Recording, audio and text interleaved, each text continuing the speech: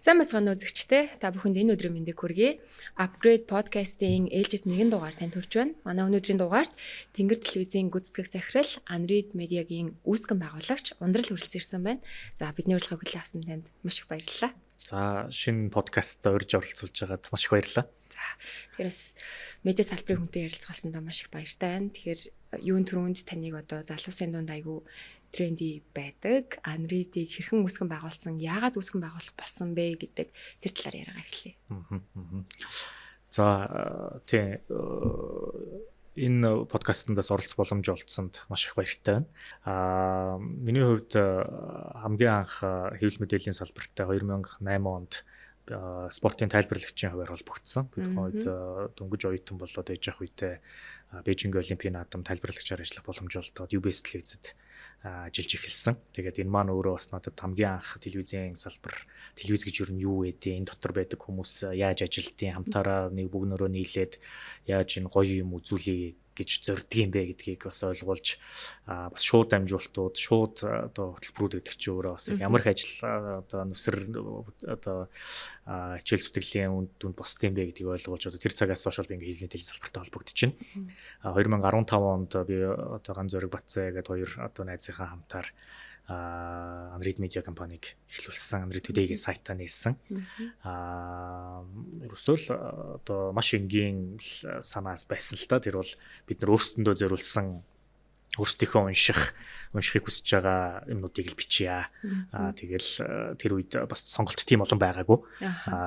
Дандаа л гадаад хэл дээр дандаа л одоо өөр одоо их сурвалжуудаас үздэг байсныг бид нар нэг их сурвалж нэмээ гэж зориул эхлүүлсэн. Тэгээ тэр үед бас цаг үеийн нөхцөл байдал нь ч гэсэн гарааны бизнес гэдэг ойлголт бас нэлээд тренд мод болол стартап entrepreneurship гэж хүмүүс яриад олон хүмүүс технологи сүртэй газар юмнууд хийгээл ер нь эргэн тойронд нэг тийм айгуу тийм оргилуун эсвэл тийм үйлэл мөрөөдөл зориг ихтэй байсан. Тэгээ бид нар яг тэнд хаана гоё юм хин юу хийж ийн гэдгийг л хүмүүст хүргэе гэж зорж Unread эхлүүлээд тэгээд 10 гаруй жил болсон байна. Анх эхлүүлж хахад бас нөгөө хүмүүс унших болоо яна хүн төргөж чадах болоо гэсэн тэр төсөөлөл хэр байсан. Тэгээ бас бодит байдал дээр ямар байсан. Тэглүү ах анхны хүлээлт яг үннийг хэлэхэд хүлээлт бол бид нар тийм бүр өндөр тавиагүй. Ягаад гэвэл энэ чинь өөрөө бид нар нөгөө концепцоос эхлээл өдөрт нэг нийтлэл гэдэг одоо концепцтэй бид нар эхлүүлсэн. Бид нар Unread гэдэг нэр ч гэсэн өөрөө хамгийн чухал имэйл лээ алдалгүй нээдэг байгаасаа гэж зүүрлэж тэр нийтлэлийг л бид нар хүмүүст өгөө гэж эхлүүлсэн юм учиртай. Тэгээд тэгэл яг өдрүүдээр ямар агуулгууд хийж болох уу гэж ном бичих хэрэгтэй юм байна, стартапууд ярих хэрэгтэй юм байна, тойм байх хэрэгтэй юм байна, гоё ярилцлага байх хэрэгтэй юм байна гэж эхлүүлэл тий эхэлсэн. Блог хэлбэрээр эхэлсэн. Бодит байдал дээр үр дүн бол маш өндөр байсан. Тэгэхээр одоо баг шөнө нээгээл өглөө нь босоод ирсэн чинь л одоо бүр бүх юм өөрчлөгдсөн. Айгуу том давлгаа үүссэн. Маш эерэг одоо ийм сэтгэлдлүүд хүмүүсээс ирсэн. Найз нөхөд танил хүмүүс маань маш их урам зориг өгч тийм. Тэгэл эхний өдрөөсөө л маш олон хүмүүс бас бид нарыг дэмжиж тэгэл ерөн цаашаа энийг ахиулах хэрэгтэй юм байна, хөгжүүлэх хэрэгтэй юм байна гэдэг сэтлийг өгсөн. Тэгэл одоо бид нар цаашаа тэгвэл энэ дээр яаж илүү өөрсдийн одоо онцлогоо контентэнд шингээж болох уу? Эргүүлээд уншиж байгаа хүмүүс энэ community гэдэг зүйлийг яаж бас өргөжүүлж, хөгжүүлж, дэвшүүлж болох уу? Дижитал орчинд бид нар гоё агуулга өөрсдийн онцлогоороо ингээд жоохон шин юмнууд туршиж үзэж болж байгаа юм бол бит орчинд бас бид нар яаж одоо яг энэ хүмүүсийг хооронд нь танилцуулдаг одоо үүсгэн байгуулагч хамтрагч нарыг бие бинийгээ олоход нь тусалдаг юм платформ гүүрэн болж чадах уу гэж олон янзаар үзэл олон янзын бүтээгдэхүүнүүд туршиж үзэл явсан. Тэгэхээр одоо анх 10 жилийн өмнө Unread Today сайт эхлүүлжсэнтэй харьцуулахад одоо таны медиа салбарт оролцоо яаж өргөжж хэлж जैन тий улам. Тий, Unread-ийн хувьд бол бид нар бизнес технологи хувийн чиглэлээр төрөлдсөн медиа компани гэж өөрсдөө тодорхойлдог. 2021 онд ковидын дараагаар бид үйл ажиллагаагаа өргөжүүлж телевизийн салбар руу орсон. Тэгээд тухайн үед бид яг энэ залуу мэрэгчлэнүүд гэж өөрсдөө тодорхойлсон үндсэн энэ сегментээ яаж үргэлжлүүлж болох уу, яаж өсөлт үзүүлэх үү гэдэг үндсэн зорилго байсан. Тэгэхдээ бид нар нэг зүйлийг анзаарч ойлгосон нь бидний ингээд айгуу юм прогрессив юм байна, айгуу дэвшилтэт юм байна гэж үзэж хүмүүст хүрэхийг зорж байгаа мессежүүд, үзэл санаа, үнэт зүйлүүд маш юм хязгаарлагдмал, хайрцаглагдсан байдалтайгаар хүмүүст хүрч байгаа юм байна. Яаж энийг тэлж болох вэ? Яаж одоо энэ одоо нэг өөрсдийнхөө хурж байгаа сувх нь жоохон хязгаарлагдмал ингэж яаж тийм хязгаарыг жоохон тэлж болох уу гэдэг л зүйлсүүдээс бид нар одоо Монголын тухайн үеийн одоо хүртэлх хамгийн нөлөөтэй одоо сувг болох одоо телевизийн салбар руу орох хэрэгтэй юм байна гэдэг шийдвэр гаргасан. Дэлхийн бүх медиа Монголд ч олон улсад ч бүгдээрээ дижитал шилжилтийг яаж хийх вэ гэж толгой гарчлах жах үед дижитал суурьтай медиа компани эсрэг шилжилтийг хийсэн. Уламжлалт медиа руу орсон гэсэн үг. За энэ өөрөө бид нарт давуу талаас гадна маш олон сул талыг авчирсан. Гэхдээ бид нар яг энэ дээр бол ер нь бол яг энэ нөгөө өөрсдийн хүрэхийг зорж байгаа аженда, өөрсдийн хүрэхийг одоо зүгж итгэж үнэмшиж байгаа тэр контентын хүрээгээ илүү олон нийтэд цаг хугацаа орон зайгаас үл хамааран хүргэх тэр боломж юм байна гэж үзсэн. Энийг ч гэсэн бид нар үргэлжлүүлээд манай одоо бид нар 2024 онд хэвлэмэл сонин 7 хоног тутмын хэвлэмэл сонин бас гаргаж эхлээд дараа нь бүр ном, уран зохиолын ном руу хүртэл ороод тэ ингээ ерөнхийдөө ингээ бид нар яг юм хэрэглэгчдэд яаж өөрсдийнх нь онцлог тохирсон таарсан байдлаар хамгийн дуртай сувгаараа мэдээллийг хүргэж болох вэ гэдэг дээр нь хариулт өгөх гэж хичээж эргэлзэж ажиллаж байна. Тэгэд яг хоо таны яриан дунд бас зөндөл дурддагчл байна л да. Их сурвалж, ойлголцол гээл тэ. Ялангуяа сүүлийн үеийн залуучууд одоо мэдээлэл авж байгаа их сурвалжаараа нэлээх ингэж ялгараад байгаа юм шиг надад анзаарагдаад байгаа. Жишээлбэл одоо залуучууд би Facebook хэрэглэдэггүй гэсэн хүмүүс аягүй зөндөө байдаг шүү дээ. Facebook дээр аягүй дандаа худлаа мэдээлэл өгдөг. За ихэнх нь Instagram хэрэглэж байна. За хүлээж хүсэж одоо мэдээ бол үзэхгүй байгаа гэж би одоо өөрөөрөө жишээ авч бол тэгэж бодож байна. Тэгэхээр яг өдөр тутмын мэдээллийн их сурвалжаа яг хаанаас аваад байгаа гэдэг нь жоохон тодорхойгүй байна.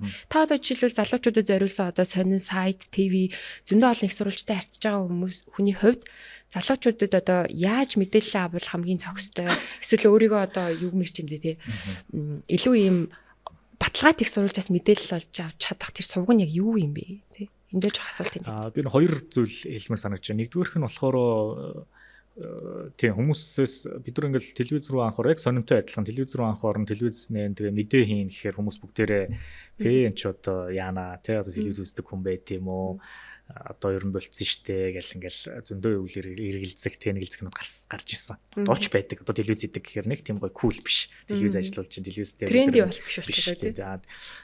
Телевизгүй гэд айлч байна. Манад ажиллаж байгаа залуучууд дунд ч телевизгүй хүмүүс байна. Мэдээ хизээ хамгийн сүүлд үзснээ санахгүй хүмүүс ч байна. Тэгэхдээ миний зүгээр нэг анзаарч хүмүүстэй ярилцах дуртай зүйл бол бидний яг одоо энэ цаг үед ажиллаж амьдарч байгаа манай үеийнхэн энэ бол зөвхөн залуучууд биш. Ер нь бид нар бөөнөрөө бүгдээрээ хамгийн их мэдээллийн урсгал донд хамгийн их мэдээг хэрглэж байгаа хүмүүс. Нөгөө low is all around гэдэг хайр бидний эргэн тойронд хаасайгүй байна гэдэгтэй адилхан мэдээ хаасайгүй байгаа. Бид нар орой 9 цаг бол 9 цагийг хүлээж агаад гэрээрээ эмээ өвгөтэйгөө цагийн үрд үздэг байсан цаг өөрчлөгдсөн баг. Тэгэхдээ тэр хүмүүсийн утсан дээр, таблетэн дээр, лаптопн дээр, тэр хүмүүсийн чатн дээр, тэр хүмүүсийн стори дээр, тэр хүмүүсийн таймлайн дээр янз бүрээр төрөл бүрээр мэдээнүүд урсж байгаа. Тэгэхээр хамгийн их мэдээлэлтэй, хамгийн их мэдээллийн урсгал дунд байгаа хүмүүс бол одоо яг өнөө үеийнхэн залуучууд байна уу, хөгшин байна уу хамаагүй бүгдээрээ. Зүгээр энийгээ ойлгож гин үү, энийгээ мэдээ гэж хүлээж авч гин үү, энийг мэдээ юм байна. Тэгээ би дараагийнхаа шийдвэр гаргалтандаа энийг ашиглах ёстой юм байна уу гэж хонзолж гин үгүй юу гэдэг бол мэдэхгүй. Гэхдээ ямар ч байсан бид нар бол маш их мэдээллийн урсгал дунд байгаа. Өмнөх үеийнхнээс хавьгүй л хамгийн их мэдээлэл дунд байсан хүмүүсээс ч илүү мэдээллийн цаг үед амьдарч байна. Гэхдээ тэр мэдээллүүд ямар шуухан байна, чанартай байна уу, хэрэгцээтэй байна, хэрэгтэй байна уу, яаж тэрийг өөрөө хүлээж авч яах гэдэг хоёр дахь асуудал. Би юуны нацаг дуржгын хуучин хүүгээ зохиолоор яг энэ мэдээллийн урсгалтай холбоотой зүйлийг зүйрлэх дуртай. Бүгдээрээ хуучин хүүг мэднэ. Яг л ийм л байх ёстой юм байна гэд өөрийнхөө өдөр тутмын амьдралын хэв маягтаа дасцсан. Нөхөр дээр гинтхэн одоо хусгалын туг далбаа манруулсан хүмүүс ирээд заавал ийм байх албагүй. Энээс цааш, тэндээс цааш бас юм байгаа шүү гэдгийг ойлгуулдаг.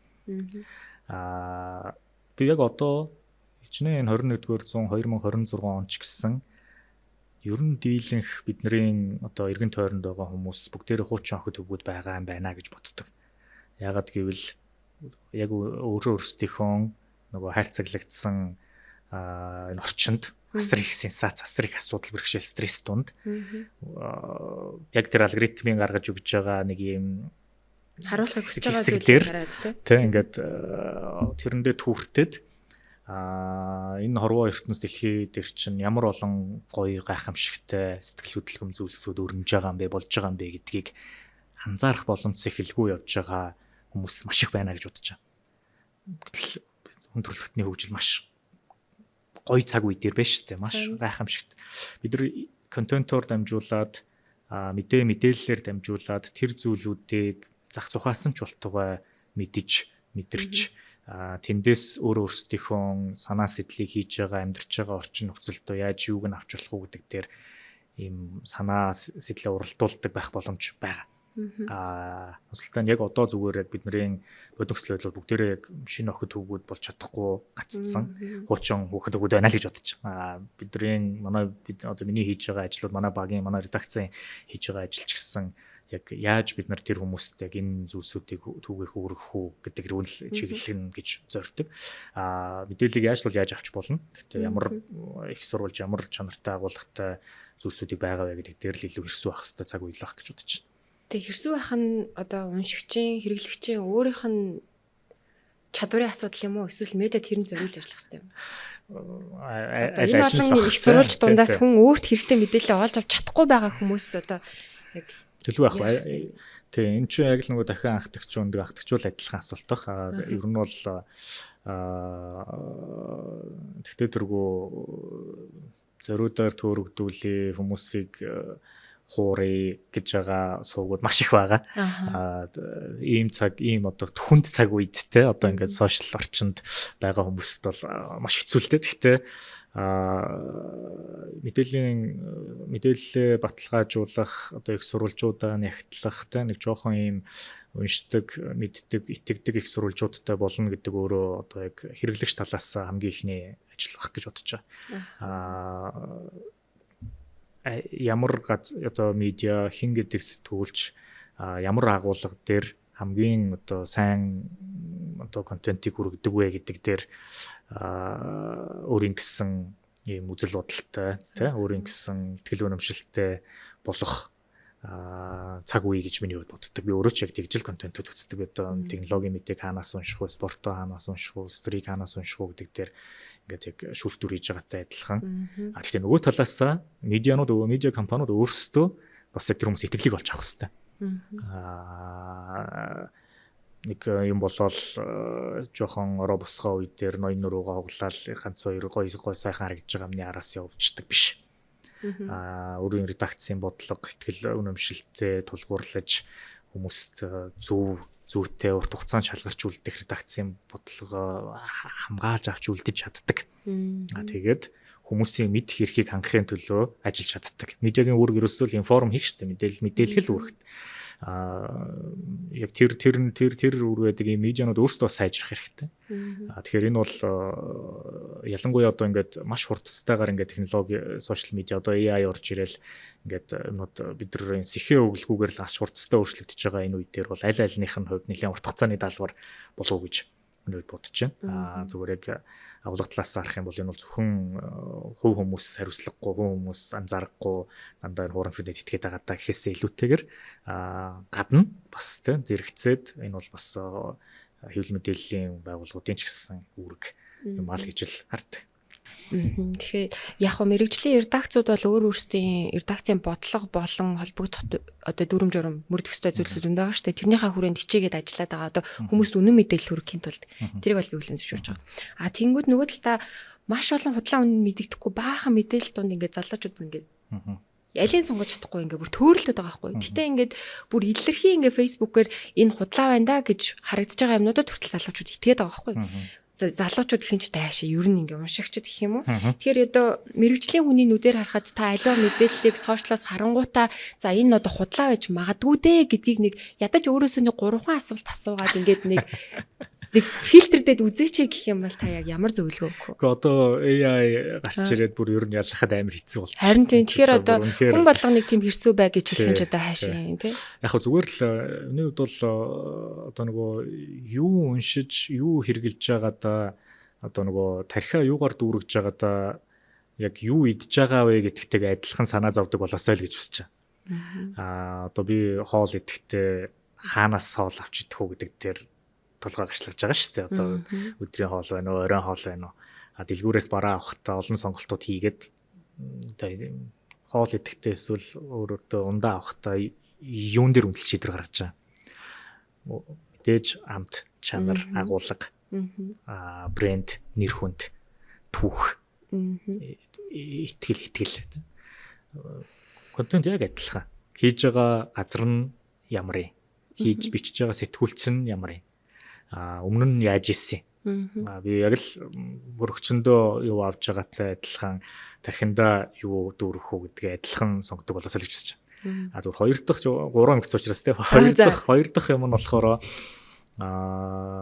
зүгээр яг шууд утгаараа энийг хэн бичиж гин гэдгийг хардаг болоосаа гэж үзэж байгаа. Манай авторыг хардаг болоосаа. Сэтгүүлчд хүлээн зөвшөөрөгдөж танигдж алдартай болох хэвээр. Өөрөөсийнхөө чиглэлээр. Тэгээд хариуцлага хүлээдэг болно. Тим хүмүүсийн өөрсдийнх нь одоо арга барил, бичлэгийн хэлбэрийг уншигч нар нь таньдаг, мэддэг болоод итгэлцэл үүснэ. Энэ өөрөө эргүүлээд сайн агуулга чанартай контентын нэг эхлэл болно. Би YouTube руу одоо яг ингээд нөгөө social content creator-ууд яагаад эрэлттэй, яагаад ингээд аягүй сайн community үүсгэж байгааны шалтгаан тэр хүмүүс өөрөөсөө яг ил гараад те яг ингээд connection үүсгэж чадж байгаа учраас тэгдэг гэж боддог.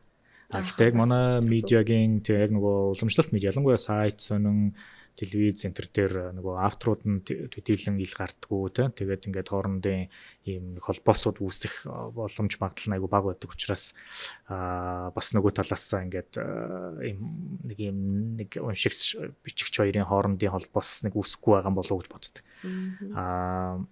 Хэн юу бичиж байгаа вэ гэдгийг нь мэддэг, хэн юу бичиж байгаа вэ гэдгийг хүлээдэг болж эхэлсэн цагт нөгөө талаасаа бас энэ салбарын үнэлэмж үнц нь нэмэгдэнэ. Нэр хүндтэй алдартай сайн сэтгүүлчид, анкерууд, продюсерууд гарч ирж яг тэрийгээрээ дамжуулаад контентынхаа үнцнийг, үнэлгээг, медиагийнхаа хандлтыг сайжруулдаг болох уусаа тоглоомын дүрм байгаа. Тоглоом дүрмтэй. Тэгээд энэ бол цаг хугацааны асуудал баг гэж бодож байна. Тэгэхээр хэн юу хийж байгаа юм бэ гэдгээс нь хараад окей би гинт сууж ирсэн одоо шашин бичээд эхэллээ аягүй хэцүү. Би бол мэдэхгүй. Би спорт бичвэл би спортны худлаа оны эдэн жилээс учраас хүмүүсээ сонирхож үзэж болно. Тэгэхээр хэн юу хийж байгаа юм бэ гэдгийг аягүй сайн хардаг байгаасаа тэр авторуудыг нь хардаг байгаасаа тэгэл нэр нүрээ нууссан бол яг адилхан тэгэл хэцүү шттэ те. Тэгээд тэр нэг 3 дахь юу нь болохоор зүгээр ийм сенсацтай түүхтэй ийм агуулгууд хөөх тийм багтаа гэж бодсон агуулгууд дээр нэг дахиад нэг хайдаг хардаг болох хэрэгтэй баг. Өөр их сурвалж харьцуулдаг, баталгаажуулдаг тийм одоо баталгаажуулна өөр их сурвалж харна марна энэ төр хичгээр айгу төвхтэй сонсогдож магадгүй.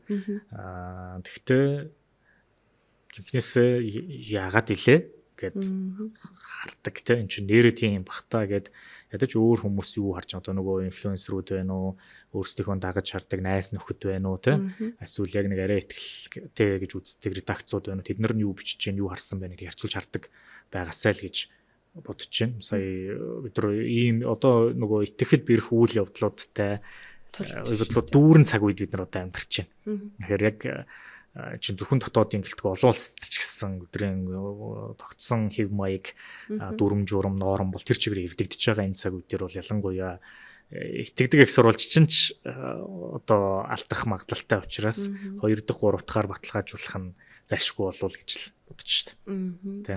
Тэгэхээр бас таны яран цайд үрдэгцэн одоо нөгөө нэг контент бүтээгчид чинь яг медиа салбарт нэлээд хүч төрж орж ирж байна шүү дээ. Өөр өөрсдийн гэсэн community-г айгу юм хүчрхэг бүтээгээд байгаа тийм. Тэгэхээр хүмүүс бас сүүлийн үед нөгөө контент бүтээгчид, инфлюенсерүүд өөрсдийнхөө энэ сурталчилж байгаа бараа бүтээгдэхүүн болон түгээж байгаа мэдээлэлд хариуцлах хүлээх ёстой. Ёсгүй гэдэг дээр айгу хоёр үгээс надад бас энэ айгу сонирхолтой санагдаад мэргэжлийн мэдүүдээр та энэ дээр яг ямар бодолтой байдаг? Гэхдээ яг энэ өөрөө айгу төвхтэй сэдв. Яг харахгүй бид нар манайхан үндэсний мэтгэлцээний лиг гэх Тэнгэр телевиз контенттой бид нар энэ дээр бас яг энэ сэдвийг сандуул гаргаад манай залуучууд бас маш сонирхолтой сэдвээр мэтгэлцсэн. Одоо аль аль талаас нь харсан нэрээ тийм багтаа л гэсэн сэдв. Зүгээр л энэ бол нөгөө би бол ямар нэгэн байдлаар нөгөө хууль дүрм журам байхгүй гэдгээс илүүтэйгээр ёс зүйн асуудал гэж л харж байгаа. Хувь хүний ёс зүйн асуудал одоо нөгөө контент креаторуудын ёс зүйн асуудал та. Контент креаторууд одоо ялангуяа инфлюенсер ютубер бол угсаал энэ бол одоо бид нар хүссэн үсээгүй энэ бол медиа экосистемийн нэг тоглогч. Энэ бол өөрөө ямар платформ байна уу, ямар сувг байгаагаас үл хамааран энэ бол одоо бид нар зайлшгүй одоо хүлээн зөвшөөрөх шиг тухай ярих хэрэггүй нь бол угаасаа нэг хэсэг мөн. Яаж харин илүү эднэр маань одоо яг энэ төрлийн контент протекшнэр илүү мэрэгжлийн болж тогтвортой, тасралтгүй үйл ажиллагаагаа хангаж одоо яг энэ нөгөө бизнесийн зарчмаар буюу хариуцлагатай, ёс зүйтэй, эргэх буцах эзэнтэй болж өсөж хөгжиж дэвжихүүл гэдэг асуудал. Сонирхогчд мэрэгжлийн ялгаа ерөөсөө энэ дээр л байгаа. Зүгээр сонирхож хийж байгаа блогер. Яг хариуцлагатай ажил хийгээд цалин аваад орлого олоод ажиллаж байгаа редакцийн сэтгүүлч хоёрын хоорондын ялгаа ерөөсөө л энэ. Дараа нь хариуцлага хүлээн ёс зүгээрээ шүүгдэнэ. Тэрийгээрээ үнэлэгдэнэ. Тийм учраас би энэ бол ингээд нөгөө зах зээл маань өөрөө илүү мачур болоод те яг энэ контентын экосистем өөрөө илүү мэрэгжлийн болох энэ цаг үетэй хамт ингээд тодорхой шийдэгдээд явчих асуудал юм байна л гэж боддог. Нэгэнт тэгээ контент гэдэг ярьсан яг контентын зах зээл эрэлт хэрэгцээтэй байна, өрсөлдөөнтэй байна. Энэний хажуугаар мэрэгжлийн редакцууд ч гэсэн шинээр олноороо гарч ирж байна. За жишээлбэл таныг 10 жилийн өмнө Unread-ийг анх эхлүүлж ирсэнтэй адилхан одоо редакц эхлүүлээд явж байгаа тий вебсайт шинээр хэвлэл мэдээлэл үүсгээд явж байгаа залуучуудад та тэгвэл нэг ганц хэрэгтэй зөвлөгөө өгнө гэвэл одоо урт хугацаанд одоо доктортой ажиллахын тулд юуг л анхааруул болно гэж таны хувьд бодож байна? Тийм үнэхээр зүгээр би зүгээр нэг жишээ хуваалцахыг хүсэж байна. Wired гэдэг айгүй сайн одоо технологийн салбарын одоо хүртэл топ байгаа сүүлийн 30-40 жилийн хамгийн топ медиануудын нэгийг үүсгэн байгуулсан Кевин Келли гэдэг хүн байдаг. Тэр хүний 1000 фэний дүрм гэдэг нийтлэл байдаг. Чи тухайн чи ямар ч юм хийсэн гэсэн 1000 фэнтэй болцсон байхад тэгээд цаашаага юм чин ингээд тэр хүмүүс ам дамжаад чамайг сурчлаад чиний илччин болоод итгэж үнэмшээд алдагч нь уучлаад өршөөгөөд те ингээд улам хичээ зүтгэх хөшүүрөгчин болно гэдэг санаатай. Том тоо ерөөсөө биш. Энэ 1000 гэдэг тоо Америк барууны тоо гэж магадгүй. Монголд энэс ч бага байж болно. Ерөөсөө яг нэг зүйл бол контент хийнэ гэдэг бол урт хугацааны ажил. Доктортой тууштай байх тухай асуудал. Өнөөдөр нэг гоё контент хийж болно. Нэг сая хандлттай одоо агуулга гаргаж болно. Энэ подкастыг бид чүнд хүргийг гэвэл яаж хүргэж болно. Тэрийг хадгална гэдэг өөр хэцүү. Баян тийм их гоё контентийг хийнэ. Тий баян тийм хандлттай байна гэдэг өөрөө хэцүү. Хэрэглэгч, үзэгч, уншигч өөрөө угаасаа л баян л илүүг илэрхийлж идэг, хүсэж идэг. Одоо медиа салбарын хамгийн зовлонтой тэгтээ хамгийн гоё зүйл ерөөсөө бид нар дандаа өөрөөсдөө дахин батлан харуулж хүлээн зөвшөөрөгдөх шаардлага үүсдэг. Өнөөдөр чи нэг контент хийсэн байж бол маргааш ч гэсэн хийхгүй болж дараагийн хүмүүс нь чамайг өшөхгүй, уучлахгүй. Тэгэхээр яг энэ тууштай байдал гэдэг зүйлийг хамгийн ихэнд бодож өнөөдрийн гоё зүйл амлаж байгаа зүйлсүүд өнөөдрийн эрх ашиг, өнөөдрийн үнцэн тэр янз бүрийн ноён нурууга хугалж болох үс санал, янз бүрийн одоо хүмүүсийн янз бүрээр ярьж байгаа гоё том тоонууд юм хүмүүдийг ард нь гаргаад яваасай. Төрөлдсөн контент үйлдвэрлэлийн зах зээл дээр маш их орон зай байгаа боломжтой. Мэдээж олон асуудал зорилт бэрхшээлүүд биднэрт байгаа. Салбар хүн биднэрс манай салбарч гэлтэн бүхэл салбарт байгаа. Гэхдээ яг энэ тууштай байдал яг нөгөө үнэн ч уншигчид, үнэн чиргэлэгчдийг үүсгээд явах замаар нэг 1000 үнэн чиргэлэгчтэй болцсон байхад л цаашаага тэр хүмүүсийн итгэл үнэмшил дэмжлэг дараагийн 0 нэмэх тоонуудыг авчирнаа л гэж л бодож шít. Бидний хувьд бол ямар ч байсан сувгуудаар дамжуулаад одоо тэр нөгөө форматаар дамжуулаад форматууд нь өөр өөрсдийн онцлогтой, өөр өөрсдийн хэрэглэгчтэй, өөр өөрсдийн хэлтэй. Тэр форматууд маань өөрөө яаж хүмүүст хүрч нөлөөлж байгаа гэдгийг л илүү сайн харах хэрэгтэй юм байна л гэж үзэж байгаа. Сонирн биш те. Одоо шинэ би зүгээр тэгэхээр бид дандаа бидний бодсноороос биш юм билээ. Би бүх юмыг мэдэхгүй гэхдээ за бид нар сонирн гаргаж үзээд одоо 70 гаруй дугаар хийгээд одоо бараг сая гаруй сонин сая орчим сонин хевлээд үзсний дараагаар бид нар сонин хэн уншина гэж бодсон бэхээр бид нар залуу мэрэгчлэлтнүүдийг офисын ажилтнуудыг уншина гэж бодсон. Тэгсэн чинь бодит байдал дээр одоо яг бидний Gen Z гэж тодорхойлдог нөгөө юм уншихгүй штэ гэдэг хүмүүс маань бидний хамгийн том хэрэглэгчд болсон. Тэгэхээр их сонирхолтой. Тийм энийг ямар ч гайхамшигтай судалгаа харуулж хэлээгүй. Бид яг хийж үзсний дараагаар харж байгаа. Ямар ч судалгаагаар Gen Z жишээлбэл сонирхолтой гэж гарч ирсэн шүү дээ. Одоо хамгийн үнэнч хамгийн одоо миний бодлоор одоо заяад нэг 70 дугаарыг маань бүгднгийн цуглуулсан нэг 500 хүн байна гэж үзэхэд талаас их нь Gen Z. Би бол одоо тэрийг бол 100% итгэлтэй байна. Энэ хүмүүс зүгээр л яг нөгөө ийм зүйл байдаг, ингэж болдог гэдгийг л мэдэх боломж олдог. Хүмүүс анхных нь уншиж байгаа сони юм байна, сонин болж гин, сонингийн хэвлэлийн үнэр чинь ийм байд юм уу гэд ингээд гайхахгүй. Өмнө нь сони уншиж боломж олдог л байгаа байхгүй. А уншаад үзсэн чинь болд юм байна. Энд бас арай өөр сэтгэл төрүүлд юм байна. Тэгээд ингээд бас хэрэгтэй мэдээлэл авч болд юм байна гэдгийг мэдрүүлэх нь чухал. Бид редакцуудын хувьд яг л тэр хэрэгцээг нь тодорхойлол тэрэнд нь таарсан контент бүтээгдэхүүнийг санал болгох нь юунаас илүү чухал бахаа л гэж бодож шít. Тэгэхээр харин бас ер нь ингээд хизээ зэнээс илүү мэдээлэл их болоод байна гэдэл хүн болгон хэлж байна. Энэ дундаас яг хүмүүс өөр хэрэгцээтэй мэдээлэл ерөөс авч чадахгүй, илэрхий худлаа мэдээлэлд итгэдэг, өөрсдийгөө хохироодог, тэр одоо худлаа мэдээлэлтэд үндэслэж шийдвэр гаргадаг ч юм уу тийм мэдээж чинь бодлоо л гэж таарна шүү дээ. Тэр энэ сонин ийм одоо яах ёстой болоо гэдэг ийм эргэлзээний дунд байгаа энэ үед одоо та яг маш олон төрлийн контент үйлдвэрлэж гаргаж байгаа хүний хувьд одоо таны үгүнцэнтэй байх болов гэж би бодож өнөөдөр өнөрсөн. Залуучуудыг одоо мэдээлэл хэрхэн хэрцүү уншигч байх юм, яаж их сурвалжаа сонгуул ер нь зүгээр юм тий. Ер нь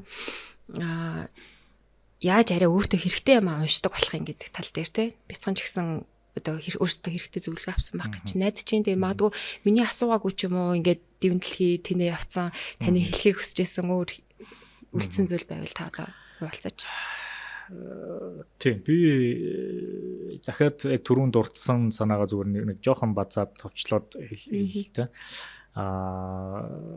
Ер нь биднэрт одоо яг жоохон бие биендээ боломж олгоод итгэж үнэмшээд хамтарч ажиллах орон зай үлдээгээд тэгээд үзэх юм бол маш их боломж ингээд яг энэ community гэдэг утгаараа нийгмийн гэдэг утгаараа үндэстэн гэдэг утгаараа байгаа гэж бодож байна. Тэнгэртэл үед сая бид нар 12 дугаар сарын 31-ний өдөр эргэцүүлэх өдөр гэдэг санаачлаг гаргаад ер нь энэ шинэ жилийн баярын өдөр бид нар хоорондоо ярилцдаг, оноо цэгнэж дүгндэг ийм орон зайтай байх хэрэгтэй юм байна гэдэг үндэсний эргэцүүлэх өдөр гэж контент хийсэн.